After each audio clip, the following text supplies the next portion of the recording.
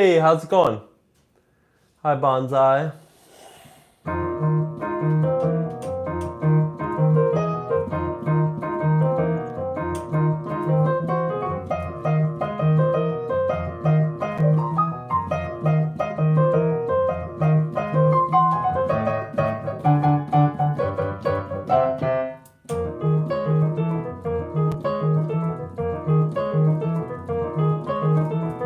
Yeah, it's been a decent Friday. I'm super low energy today, but whatever.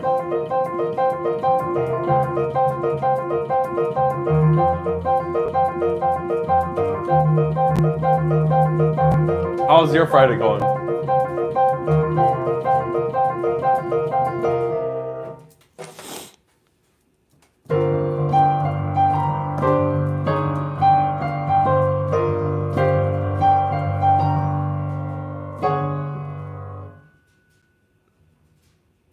Oh yeah, that's right. Earthquake did happen last week. You're right.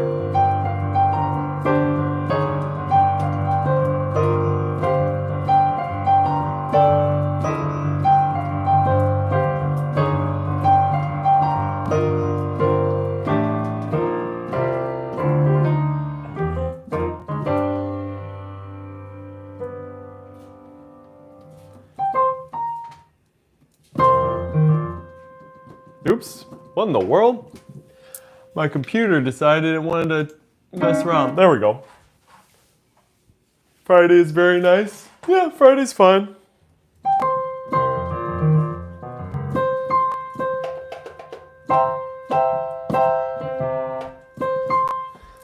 Well, let's do this. I don't know why it's messing up. We'll just go over to this piano. Do you want to hit the road jack? We can do hit the road jack.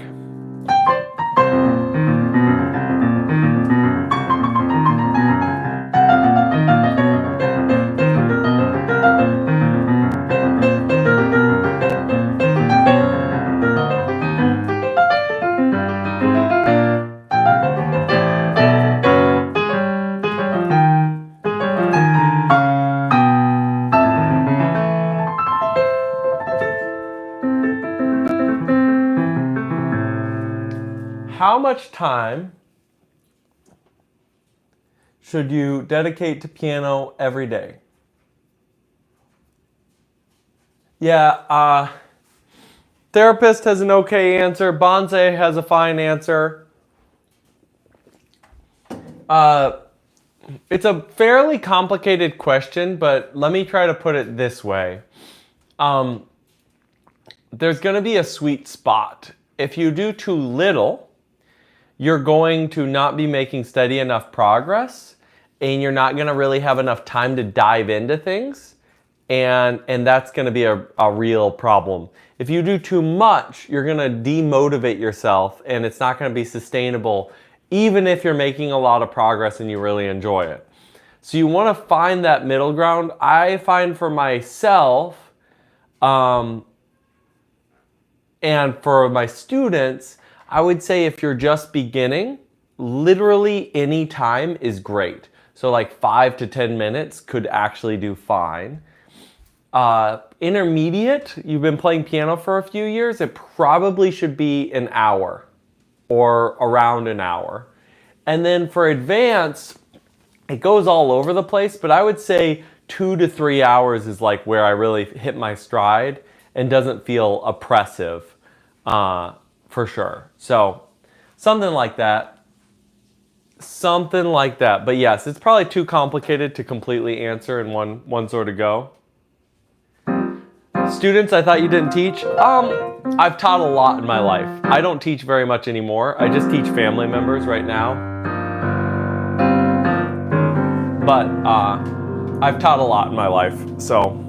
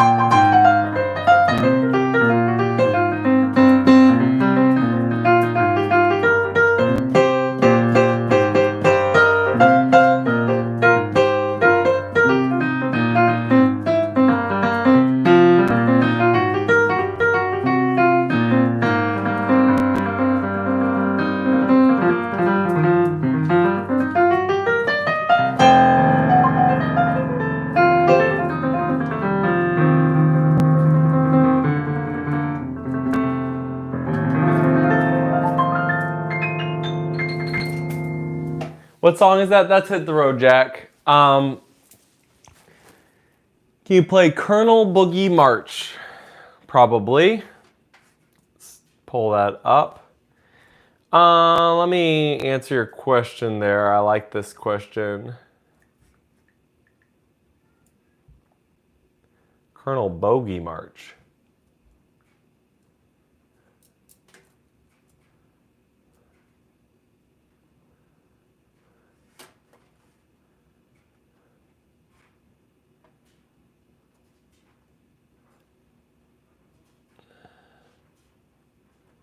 Became a interesting British Bridge over River Kwai.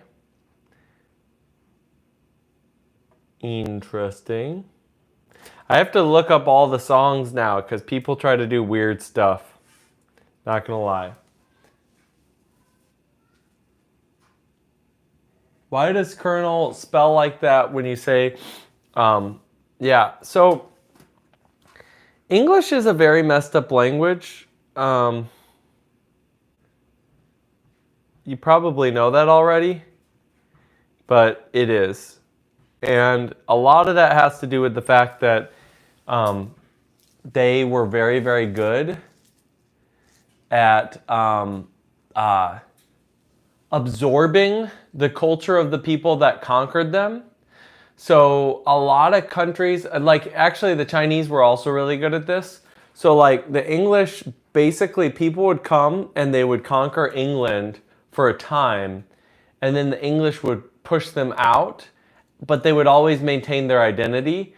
And a lot of ways they did that is I think they just sucked in the different traditions and cultures of the people that conquered them but didn't change. So that basically means that English has elements of German in it, it has elements of Romance languages, it has elements of everything in it. So certain words, if you do the etymology, like I'm not familiar enough with the origin of colonel to know, but if you do the etymology of colonel, I'm sure it comes from a language where it would make phonetic sense for that language, but it no longer makes sense in English. Like that's true of so many words in English, that's the case for. So anyway, like any words with like K is, oh, PH. PH is a big one. Like we have our PH from like Greek, basically. And so if you see a PH in English, it's pretty much entirely that. Most English words are French. I'm not sure that's entirely true. I feel like German, there's a ton of French words that are German. But I mean, there's a lot of Romance language words in English. Like English is all over the place. Might have a stroke. In Swedish, you don't say them, dom, you say day, and when you say it, you just add a letter. Yeah, I don't know almost any Swedish, so. Okay, I want to answer this question. I'll do this Colonel Bogey March, and we can do the entertainer, that's fine. How should I play the piano? I mean, warm up first, then theory, then reading, then don't know what else. Haha, what would you recommend? Okay, I generally recommend practicing in two general frameworks. The first is the eat a live bullfrog in the morning, it'll be the hardest thing you do framework, which is an old Southern United States saying. And good day to you as well. So what does that mean? It means that you do the hard thing first. So whatever you're dreading, you do first. So that could be maybe you do a couple scales and then you go right into the hardest part of the piece you're working on. It could be technical exercises. Whatever you don't like doing, do that first. That would be one set of people. If you lack motivation though, if you lack motivation to actually get to the piano, you could actually reverse that though and do the thing that you enjoy the most first. Oh, thanks. Thanks, jerk. Enjoying your weekend, sir? That's going all right so far. I mean, I've got way too much work because I'm traveling a lot, so.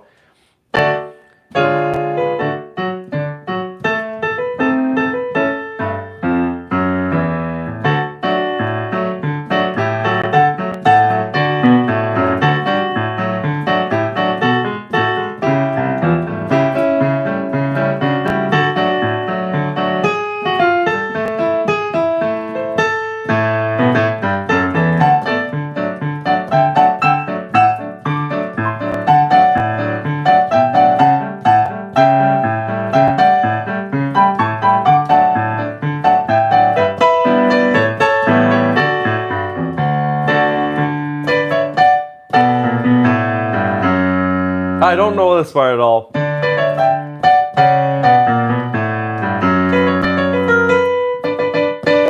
Yeah, I don't know that part at all. I just know that yum bum, buddy dee dee dee dee, dun dun, dun dun dun dun dun dun dun dun dun dun dun.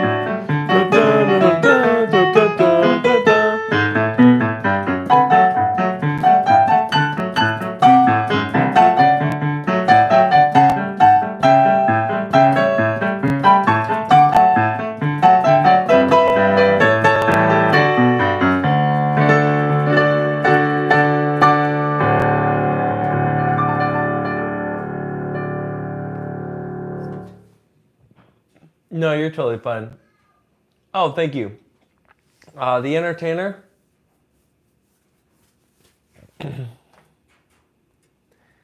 The entertainer. Do be boo boo be boop boo de boo doo de doo doo de doo doo de doo doo doo.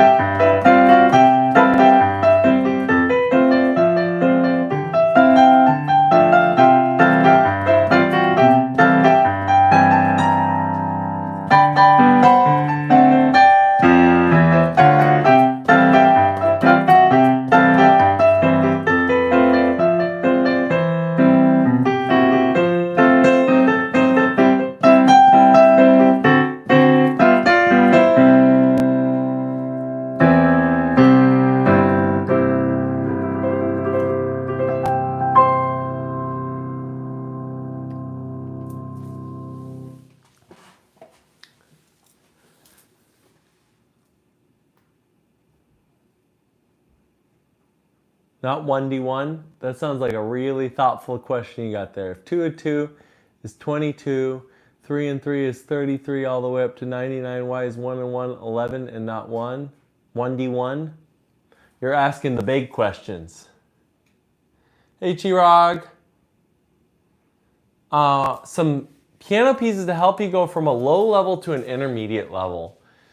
That's a good question. So, it really depends on what you're looking for. There's all sorts of just books in general that have intermediate level pieces. In terms of, I would say the goated, like if you don't mind being kind of a little, like if you're literally just telling me, how do I go from, I sort of kind of know my way around the piano to being pretty decent, I would say do the Bach conventions. Like that's probably the most straightforward way to go. Now you may get a little bored doing that. So then what you could do, and what most teachers do, is they do a sort of a constantly revolving way to go through the eras of classical music. So you start out and you do a Baroque era piece, and you may do something like,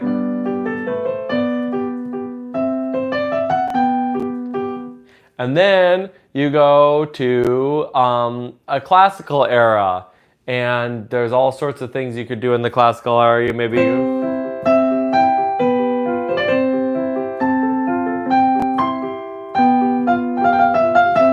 right? And then you go to the Romantic era, and then you do a Romantic era piece. And then you go to the Modern era, and then you do something from there. That's a really good way of doing it. It keeps you a lot of variety. You kind of cycle through. In terms of just, if you wanted to just get my best recommendation of what would just really push you into being really good, it's the Bach conventions. The Bach conventions are goated. They're awesome. We could do the first movement.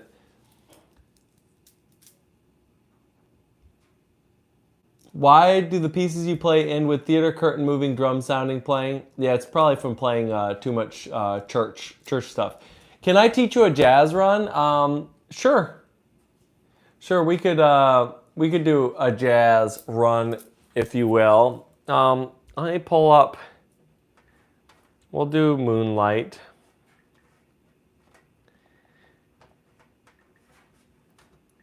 All right, let's see what we can do here. Let's talk about a jazz run for a second. So, what makes something jazzy? I would say, in terms of modern perception of what would make something jazzy, it would be notes that you don't necessarily sort of think about in a pop context or a classical context. So you could do like a 2-5-1, right?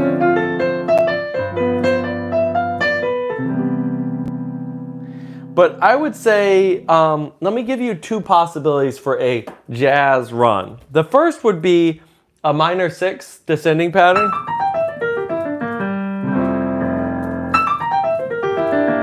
Right? So you could, right? So that's just E, D, B flat G, E, D, B flat G, E, D, B flat G.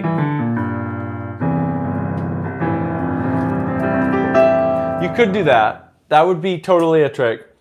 One of the actually really cool things that immediately makes something sound more jazzy is doing this kind of neighbor approach to notes in a chord. So let's say you're on a D major chord.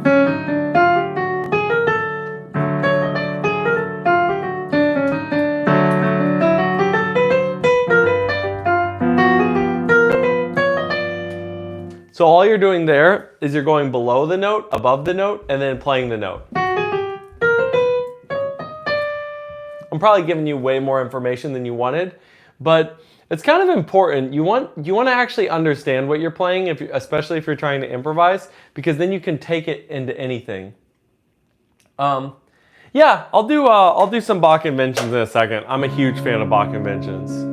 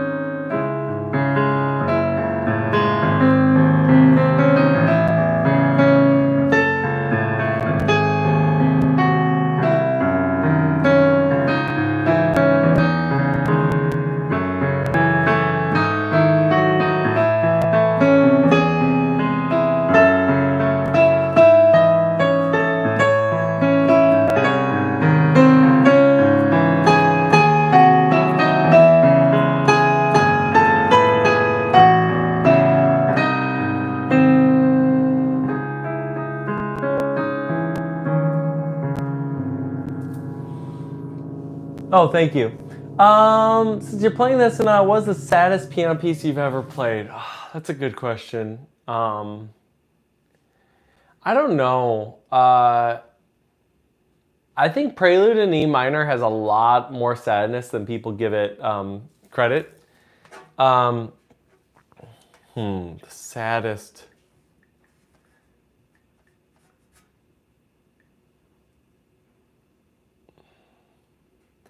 Yeah, I'm not sure.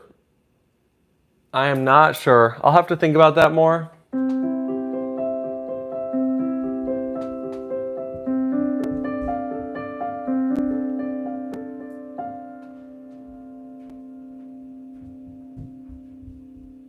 Yeah, we'll play Prelude in C major. Let's move on. Here we go.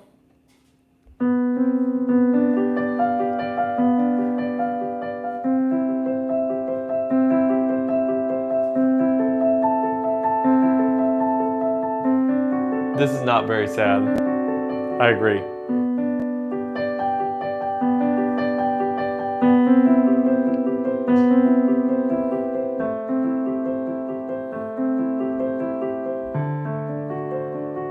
If you know the backstory of a lot of pieces, they can get even sadder. Because a lot of composers had really pretty tragic lives.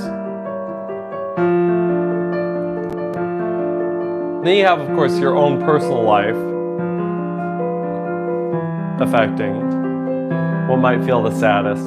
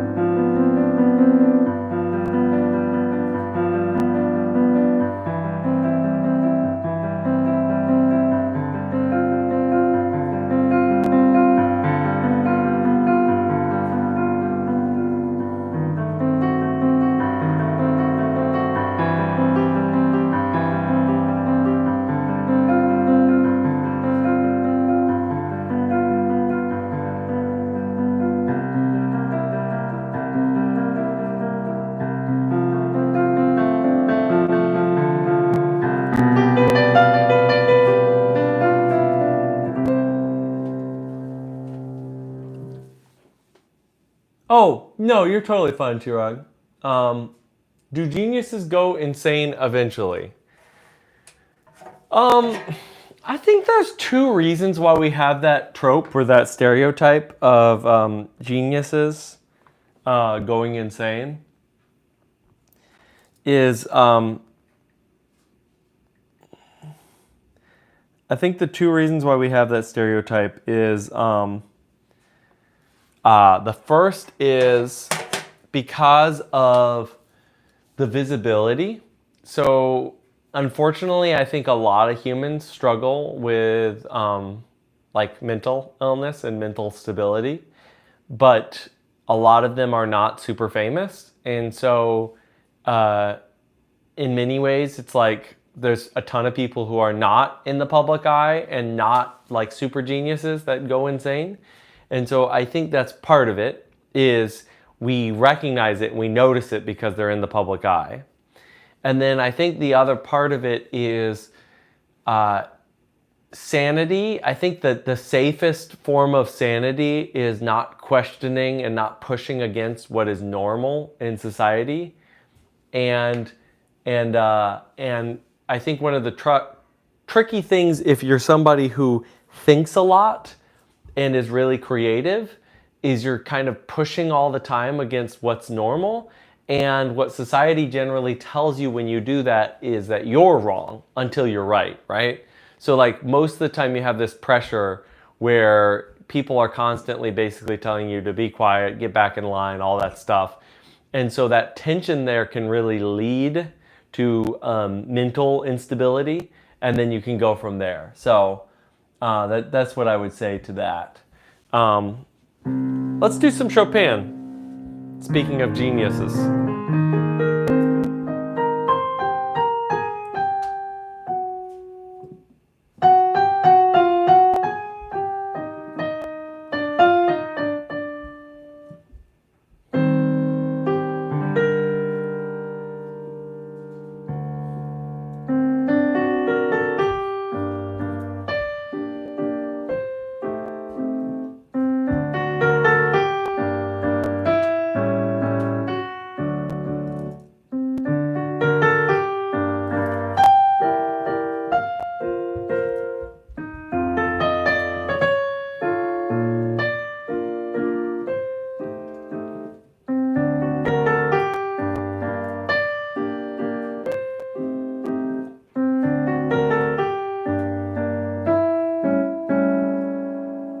Ah, why are you not loading?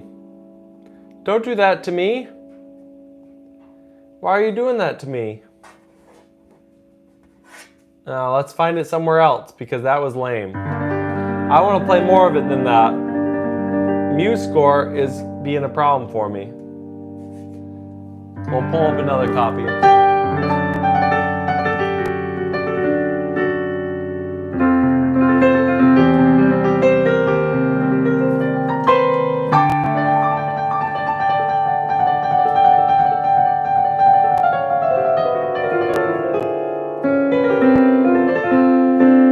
All right, here we go.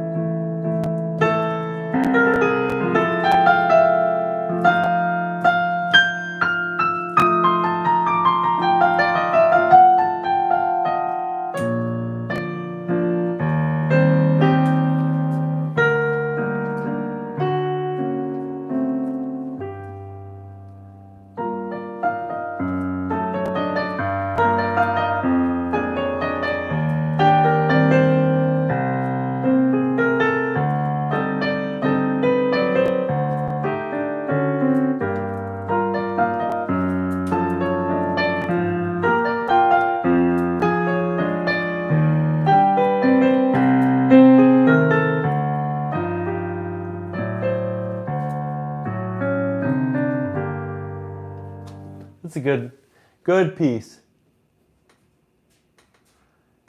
Dancing Monkey, George Benson, We as Love. I need to probably learn more of that ballad. I've never really worked on it.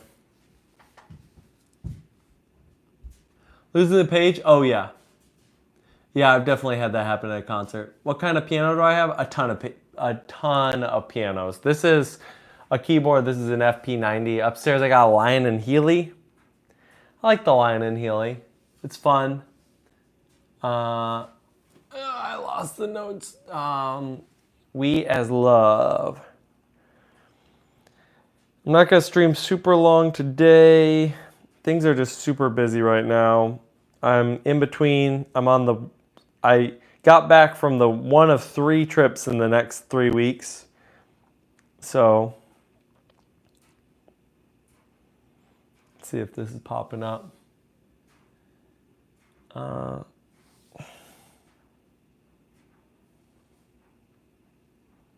Ooh, a George Benson songbook. That could be fun. Can't Get High by Red Leather. We can look at that. We've Got the Love. Feel Like Making Love. We might do Breezin' because I can't see We as Love popping up. Not to be lame. Can't Get High.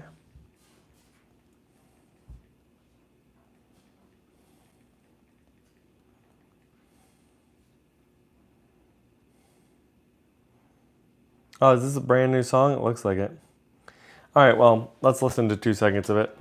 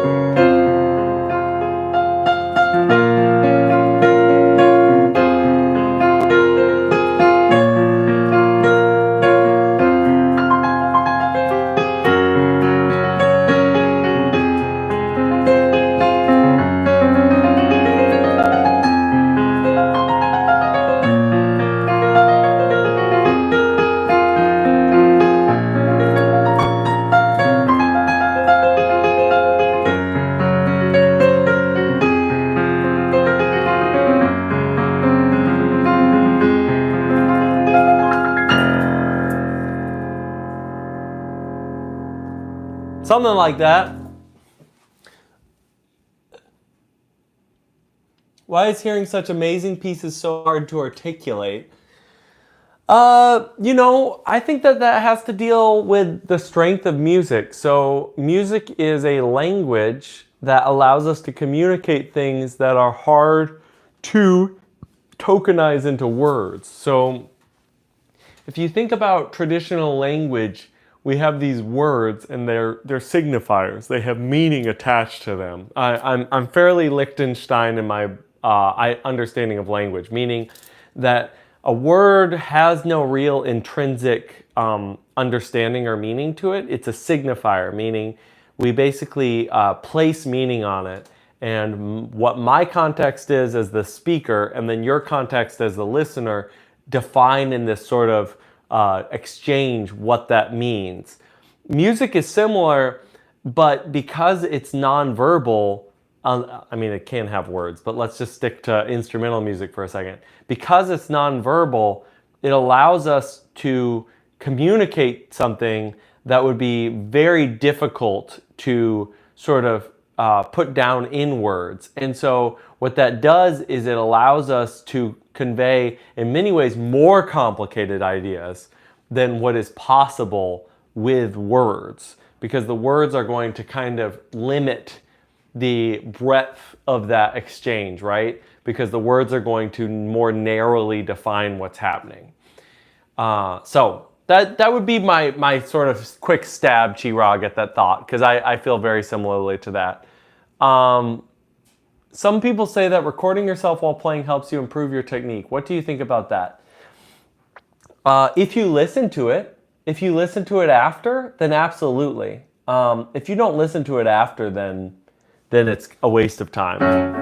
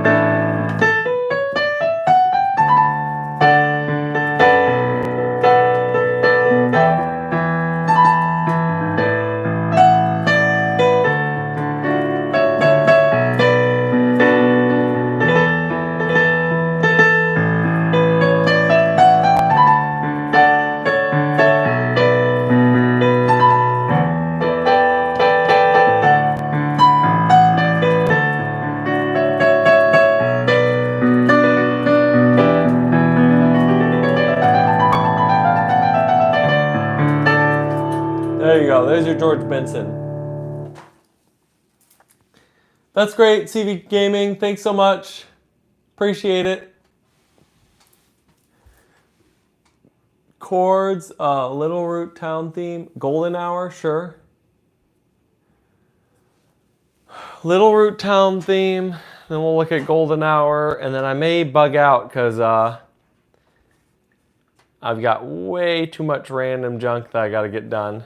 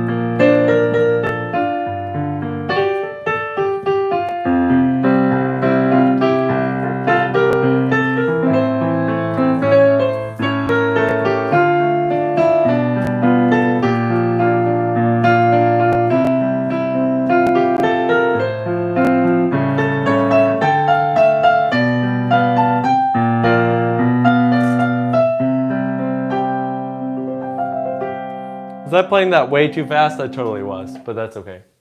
It's a song. We did it.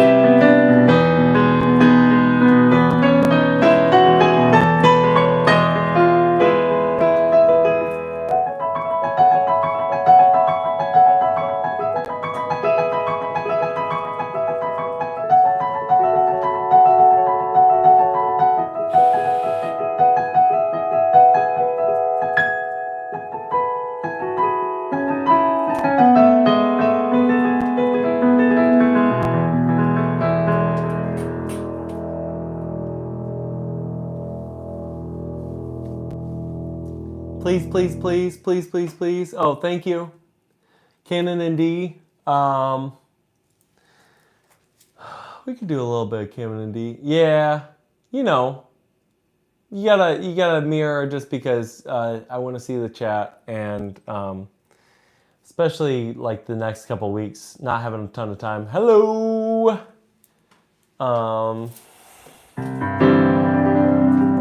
Sure, we'll do Canon and D, and then we'll probably get out of here because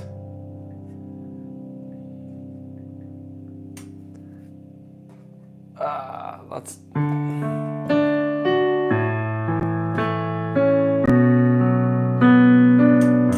Avid ZG Grace. Are you talking Amazing Grace?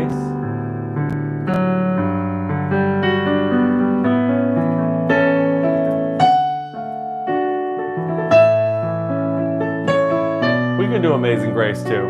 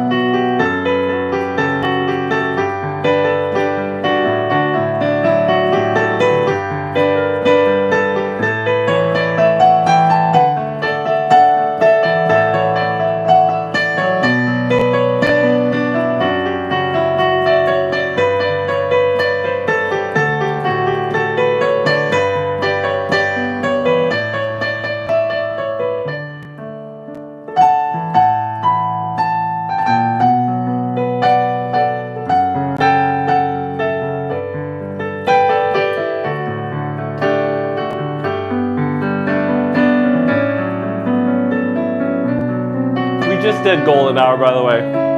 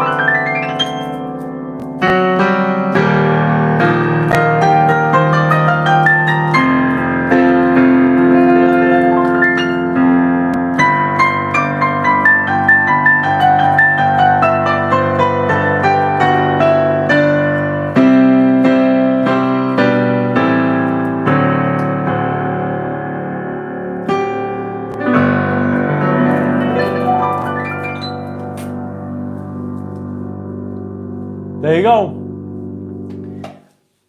Thanks so much for watching. Join the channel, subscribe, follow, all that fun stuff, like. Probably gonna do live stream tomorrow. I filmed a bunch of tutorial videos today that I'm hopefully going to go through and post soon. And so thanks so much. Until next time, peace out. Have a good rest of your day.